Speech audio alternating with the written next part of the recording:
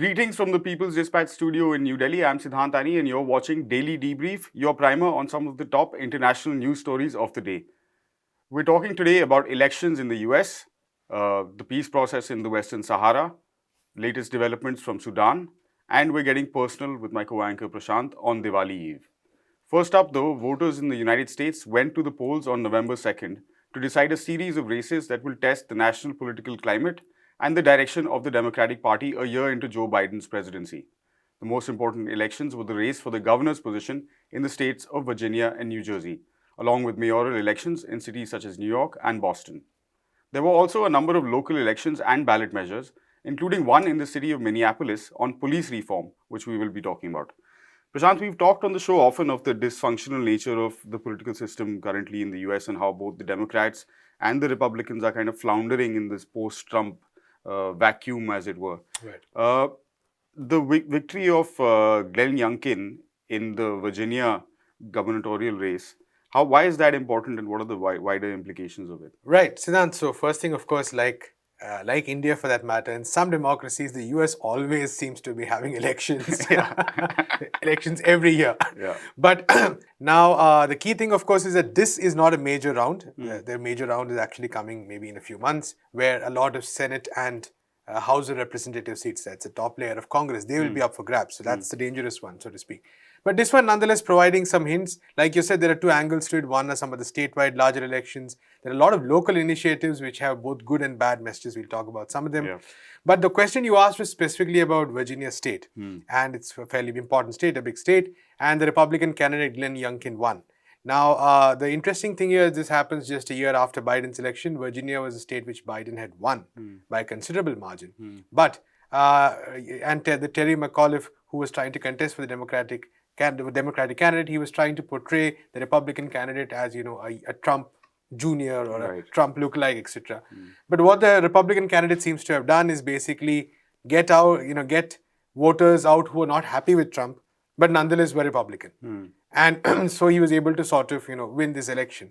So this is a strategy which, according to many observers, Republicans might follow in the coming months and years as well. So they will show enough affiliation to Trump to get the supporters in, but they'll also put some amount of distance so that people who dislike Trump really badly do not stay away because of this or do not vote for the opponent because of this. Right. So this is being seen by mainstream media as the next new great strategy. Now, a lot of these strategies die off halfway through, so we need to really see if it's actually worth something. The important thing, of course, is that the Democrats are in a bit of a crisis. You have to admit it. Yeah. And that largely stems from the fact that there has been complete, for lack of better word, chaos in terms of how the Democrats have managed the crisis which Trump left them. The US had a horrible pandemic. It is still having a very difficult pandemic. Unemployment is rampant, huge amounts of poverty, huge amounts of homelessness. The Democrats are technically in control of all the three wings of government, the House of Representatives, the Senate, and the presidency. Right. But nonetheless, they have not really been able to pass a lot of important legislation which can drastically change the nature US society is structured or how US society works. So for a lot of people who were, really at this, suffering end of the pandemic, of the economic crisis, the Democrats have just come across as dithering, as indecisive, as incapable of addressing a lot of these issues. And this gives, for instance, Republican challengers a twofold advantage. On the one hand, they can continue to claim that they will get XYZ done because, let's be honest, even if their agenda is often vicious, they have a better record of getting it through. So unfortunately. On the other hand, they can also keep using these, dog whistles to racism, to, like, for instance, in the election, there was a lot of discussion about critical race theory, about the role of transgenders, all of which was basically the candidate reaching out to right-wing voters. So that will continue nonetheless. And the Democrats will kind of end up, being sounding and looking like this indecisive, neither here nor there force, which is not able to get anything done. So I think that's probably a key takeaway. And right now, there are a lot of Democrats who will say, okay, you know what, we should abandon radical proposals, we should abandon progressive proposals, and we should stick to the medium, to the centrist position. Try to bring everyone along, which never happens, by the way. And so we saw some of that also in the context of the Build Back Exactly. So, you make compromise after compromise. The point is, all these compromises are not benefiting the voters, they're benefiting corporate interests. And as long as the Democrats refuse to see that, and they keep saying that, what we need is a centrist agenda, they'll just be alienating more people. So I think that's probably the larger takeaway. Right. So, some important measures, though, in terms of local ballot questions being asked, including on defunding the police in places like Minneapolis, where, of course, George Floyd was killed. Right. Tell us more about that, please. Right. So the Minneapolis proposal is very interesting because it sought to replace the police department with a public safety department. It's quite unique. And so what it indicated was that, for instance, if there is an emergency, it's not always the police who will actually come to your door. Sometimes it could be mental health professionals. Sometimes it could be medical professionals. Sometimes it could be police officers. So the idea was also at looking at law and order and social harmony as something more comprehensive, not just something where you send two people with a gun, which is what often happens. And there have been a number of instances where especially black youth, some of whom, for instance, have suffered from various issues, have been killed by police officers who are trigger happy. Right. So this is an enduring problem in the United States, as we saw. And in many cases, black people, for instance, who are just sitting in their homes, who are suspected of being criminals or robbers or whatever, and who are often shot. Right. So this was an interesting proposal. It lost, but nonetheless, other proposals managed to win. There's a proposal in Austin, which actually the proposal to increase the the strength of the police department was defeated. Another one which sought to improve more, community standards, I think, won.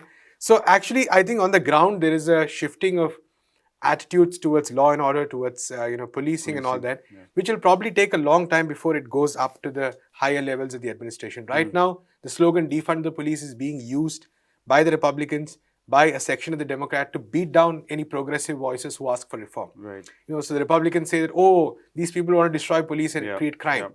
Right, which is again a dog whistle. The right-wing Democrats or centrist Democrats say that, oh, we lose votes if we say defund the police. Absolutely. Whereas what the defund the police advocates are arguing is for a wide variety of reforms, which actually make structural change necessary. And this would actually is necessary across the world because police forces, as we know, are pretty much, that's one thing common to everywhere probably.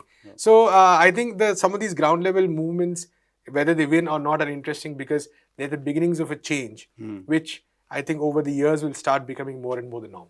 Right, fair enough. We're moving on to the Western Sahara now, a region that we've not really brought up on the show before. The United Nations last week passed a resolution extending the mandate of the UN mission there for the referendum in Western Sahara.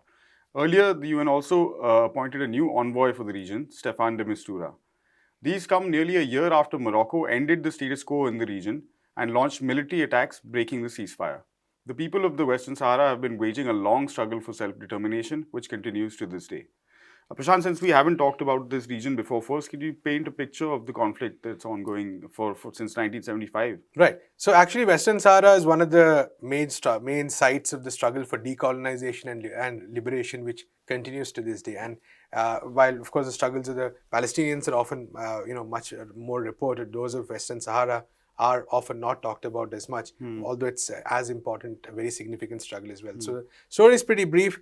Western Sahara was, the Moroccans basically, when the Spanish withdrew in 1975 from that region, they gave that territory, territory that is known as Western Sahara today, to Mauritania and Morocco, whereas from the beginning it was supposed to, it is Sahrawi people who are culturally distinct, who have their own traditions and customs, and who had their right to self-determination, which was a basic question. So at that point, this Mauritania soon withdrew in 1979 from that region. Morocco continued to occupy that part of Western Sahara. So today there is actually a region which is under a large part of Western Sahara, which is under Moroccan occupation, and there is a region which is under the Polisario Front, which is the representative of the Sahrawi people. Right. So there was a war from about 1975 to 1990, and there was a ceasefire. So it was this ceasefire that Morocco broke last year, because it sent troops into the Western Sahara region, arrested human rights activists, arrested those who were raising or chronicling these violations, sent massive crackdown over there. This happened in November 2020, and since then the situation has been quite tense. And the people of Western Sahara have been raising. We recently spoke last month to a representative of CODESA, and he had pointed out that the people of Western Sahara have been increasingly and very, very powerfully patient for 3 decades now. And there's been international talk about the need for self-determination, about the need for a referendum, but it's not just been implemented because Morocco is a key strategic player in the region. Their allies, will come to that later. But the key point here is that the aspirations of the Sahrawi people have been trampled on for decades now, right? And the human rights violations, there are many people, for instance, who spent decades in jail. Morocco itself has imprisoned its own citizens who have argued for the self-determination of the Sahrawi people. So Morocco is one of those countries which is, it is run with an iron hand, both internally and as a part of its colonial endeavor on the Sahrawi people. So this has been a very long long struggle. This is one of those struggles which in principle the United Nations and international bodies and countries across the world back. Yeah. But the game on the ground is very different. So since we are talking about the game on the ground, our friends in the United States obviously come into the picture. What are their stakes in the game? Right, Siddhant. So last year, Donald Trump, while he was still in power, got Morocco into his Abraham Accords package. Now, what is the Abraham Accords? The Abraham Accords were this deal by which certain Arab countries recognized Israel in return for various perks. Now, we know that the UAE signed it, Sudan signed it, we'll be talking about that also. And another key player was Morocco. Now, what Morocco got for recognizing Israel and normalizing ties with Israel was a US recognition of its sovereignty over Western Sahara. Right. And this was a violation of everything that is enshrined in international law, a violation of the US position in the past, a violation of UN positions. And this gave the Moroccans a huge amount of legitimacy in their drive in terms of continuing their occupation of Western Sahara. So that was a huge blow to this process. An interesting counter development, although recently, was that one of the major European courts declared that a EU-Morocco deal on fishing and trade was invalid because it actually included the coastal territories of Western Sahara. Right. So basically, it said that Morocco did not have any sovereignty over Western Sahara. So that was a major milestone, and it also recognized the Polisario Front as the legal representative of the Sahrawi people. So that definitely, of course, a victory for the people over there. But again, the issue of Western Sahara has been this kind of game which various countries have played. For instance, Morocco and Spain recently had a huge diplomatic battle over the fact that the president of Western Sahara, Ibrahim Ghali, had gone for treatment over there. The Moroccans were trying to arrest him or whatever. So nonetheless, the fact remains that the fate of a lot of the people of Western Sahara has been used as a bit of a table tennis ball or whatever to suit other interests. And Western Sahara, of course, is a lot of human resource and natural resources, fishing, of course, phosphate. So all these issues have actually, contributed to the fact that the region is being seen as just an area to be exploited, and the aspirations of the people are not being met. So for the people over there, it's really a struggle right now because they do have some allies, of course, and this is actually one of those long struggles which many, like I said, are in principle committed to. But nonetheless, the fact remains that for a lot of people over there, increasingly the feeling might be coming up that they're just being used as pawns in a global, regional and strategic struggle. And that is definitely not good for the region as a whole, because when over 30 years or 50 years, your demands, which in principle are accepted by everyone, are not met, then the resistance is only bound to mount, and we might see the effects of this in the following months. I guess in terms of US politics, also Biden continuing Trump era policy, at least in that sense. So in many senses, while not declaring active support for many of those policies, he's not withdrawn them either. So, which is what we discussed. On the ground, facts are changing. Yeah, fair enough. We are moving on now to the Sudan, where reports are coming in of new conversations or negotiations between the army and civilian authorities.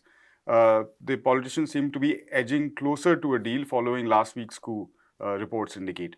Negotiations between coup leader Abdel Fattah al-Burhan, former rebel groups, and the removed Prime Minister, Abdullah Hamdok, are on in the capital Khartoum, according to the United Nations, with some reports even suggesting that Hamdok has been agreed to come back and head a new government.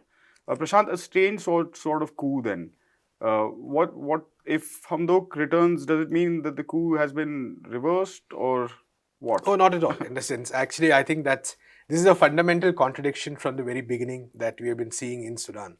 The fact that, like we discussed in the past, first of all, the coup by General Abdel Fattah al-Burhan was against the transitional government he was heading. Right. So why did he do that coup? Because he was supposed to leave that government, leave that position the next month. Right. That's one part.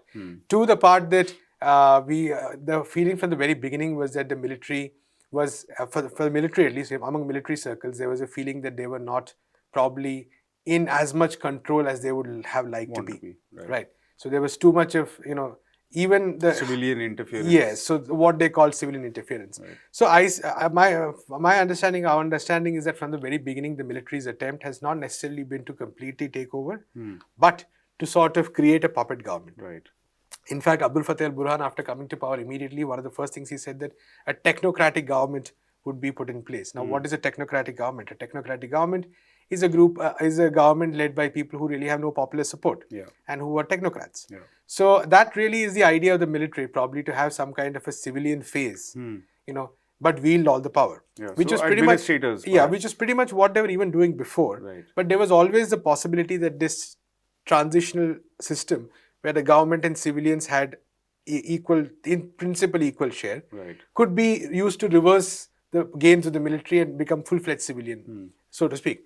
So I think that the coup was a preemptive strike by the military to actually end all possibilities of any kind of civilian resurgence, and to reduce civilian participation to a purely symbolic or ceremonial role, or a nominal role.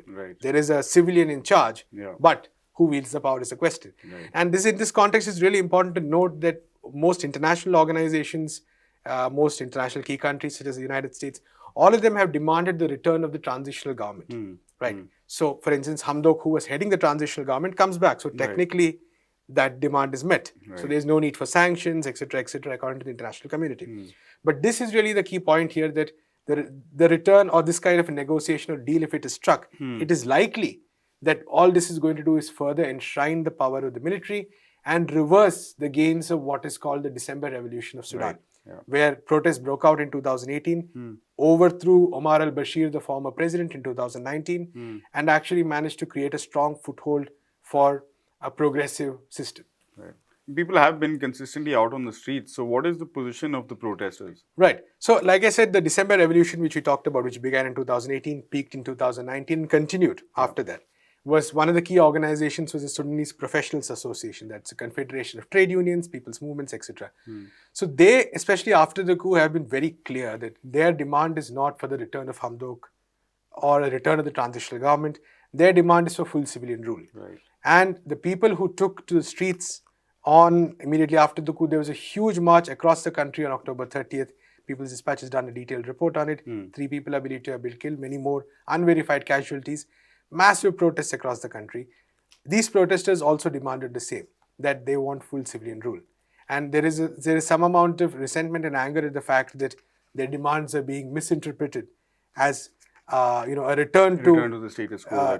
Return to a status quo, just nominal civilian rule. So they're very clear, and there's a variety of demands. It's a return to full civilian rule, say a proper structures which can try some of the army generals who are accused of crimes against the people of Sudan, a progressive economic policy which can actually deal with the nature of the economic crisis, the divestment of the army from key sources of the economy. The army controls a massive amount of Sudan's economy, which is actually not a very well-known fact. So the divestment of the army from those kinds, a progressive foreign policy where Sudanese people are not sent as mercenaries to fight maybe in Libya or fight in Yemen, and for that matter, Sudan's close links with Israel. We talked about the Abraham Accords. Sudan was another country which signed those records, and again, that was part of the military's decision, So all these are like clear demands that the radical sections, the protesters on the streets are making. So from what information we've got, they are not in a position and they are not willing to buy this kind of deal. Now, it remains to be seen what will happen, because I suspect by the time the show goes up as well, we'll probably have much more clearer news. There'll probably be details of the government. But my hunch as of now is that this still will not be acceptable to the people of Sudan. And of course, that's something we'll be covering closely as things develop. But it's a rare situation on Daily Debrief where we have a day off actually tomorrow. So you will not see us at the regular time tomorrow, because it's the festival of Diwali that is celebrated in India. It's a national holiday here. It's also referred to popularly as the Festival of Light. I was trying to come up with a joke to sort of lighten the mood, but unfortunately that was going a bit dark. So instead we thought we'd get a bit personal with Prashant and ask him a little bit about his hopes and dreams. That's a tough question to ask a journalist. You never do that. So firstly, tell me, a day away from the newsroom, are you having palpitations yet? I probably will just be, spend time, end up reading the whole day. That's what journalists usually do. Warning. So what are you? It's kind of like a New Year festival as well here in India. what are you looking forward to from a political or a news standpoint in the next Right, few Siddhant. I weeks and mean, months? from People's Dispatch, as far as People's Dispatch is concerned, what we often do is spend time covering movements and progressive actions and people's struggles across the world. So that's really our day-to-day work, so to speak. Yeah. So from that perspective, I would point to one or two things. One is the farmer struggle in India. That's going to complete 1 year this month. That's Right. towards the end of November. It's been a historic struggle. Please do watch and read People's Dispatch if you're not seen it, to actually see what a massive struggle it has been across the country, across the year. People spending months away from their homes, sitting on the streets, setting up kitchens, setting up libraries, in demand that their livelihoods be protected. So, really one thing to look forward to, how towards the end of November they're going to mark that year, what fresh directions they're going to take. One, that's definitely an interesting thing.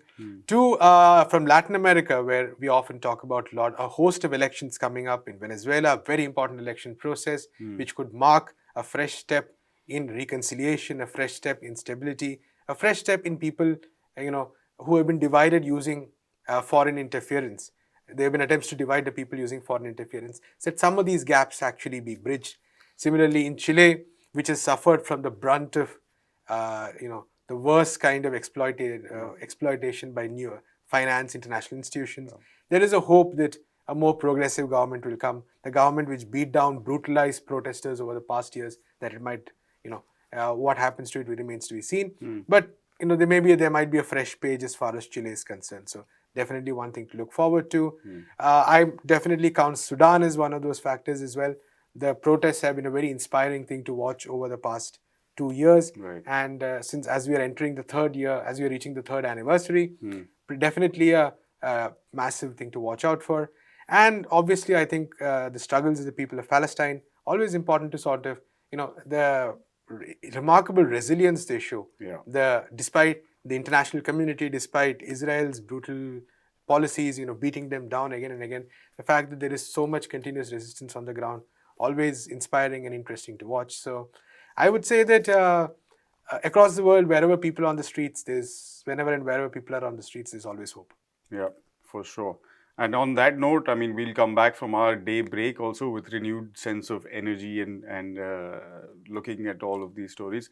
You've been watching Daily Debrief. That'll do it for us on the show today. We'll be back on Friday with another episode of the show. Until then, you can follow up on all of these stories on peoplesdispatch.org and follow us on all our social media channels as well. Thank you for watching. Stay safe. Goodbye.